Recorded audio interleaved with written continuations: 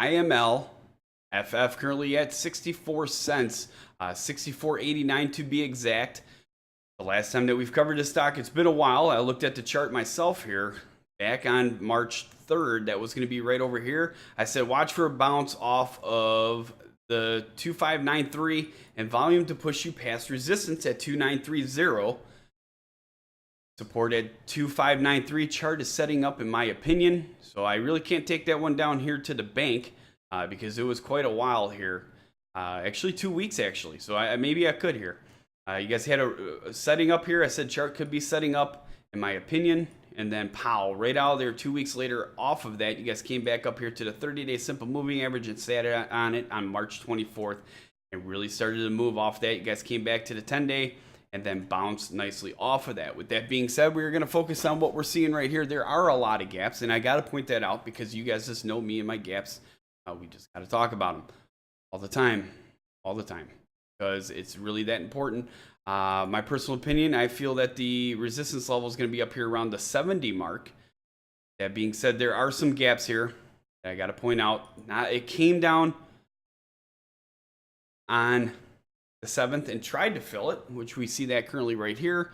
They didn't fully fill it at the 56.76 mark where I would have wanted to see it.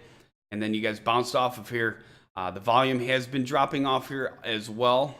Got to point that out. It could be. There are some other gaps down here as well. There is a lot of gaps with this one. Not full-bodied. A lot of them are going to be candle wick fills. We see that down here as well. We see another gap down here. A lot of gaps on this one, but the way play it for what it is. It's all going to depend when you come down to this 10-day simple moving average, how it plays out from there. So, again, watch for this gap to fill down here, in my opinion. And if it at 56, if it starts to weaken and the volume doesn't pick up, you guys could break that and go down to the 10-day simple moving average after that, in my personal opinion. And that 10-day simple moving average is at 46. Watch for that to hold. Again, it's been a while since we've covered this one together.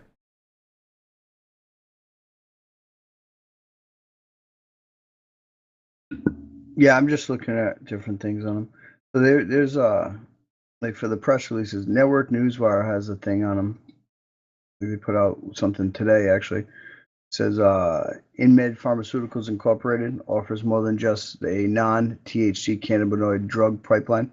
So now that 28 states have passed the comprehensive medical marijuana laws, conditions have never looked better for expanding research and development into the therapeutic benefits of cannabinoids, which is exactly what InMed Pharmaceuticals Incorporated does or is doing. And the efforts have already borne results. The company has 2 novel drug candidates in its pipelines, but there's more to InMed than meets the eye. The Vancouver, Canada-based company has developed a proprietary process to manufacture cannabinoids based on biosynthesis.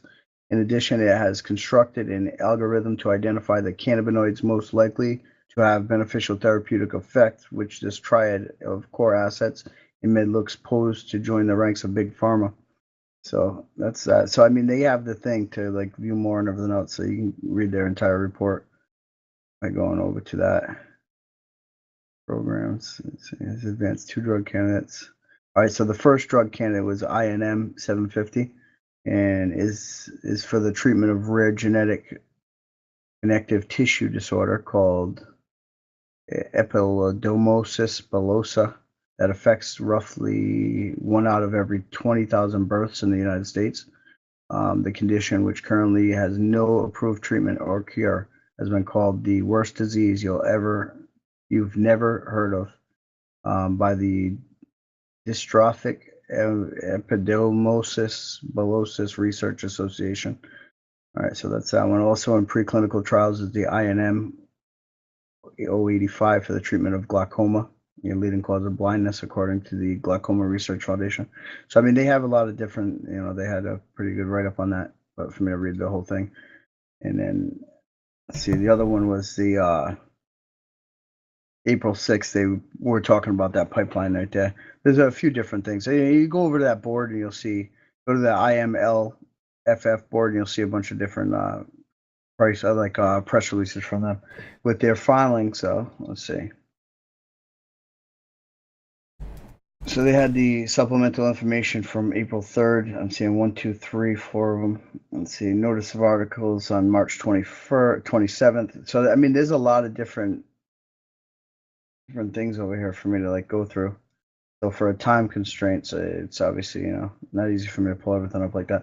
All right, so if you want to continue doing due diligence on this company, I'd highly recommend going to that board and looking at the company profile, the time it sells, the recent news, the filings, financials, buy rating. And if you have an opinion on the company, feel free to share it with the tens of thousands of like-minded investors that we have used on the site daily. This last supplemental information is 65 pages from April 3rd. So it's a lot to take in, but I mean, if you're putting your money someplace, you obviously want to do that due diligence. So at least you'll know where it's going. All right, 63.96. Watch for a break of 70. It could run, in my opinion, if volume slows. Volume continues to slow. Gaps will fill at 5692, 5790, and 4042. Resistance at 65 and 70. Support at 5690, 4606, and 40.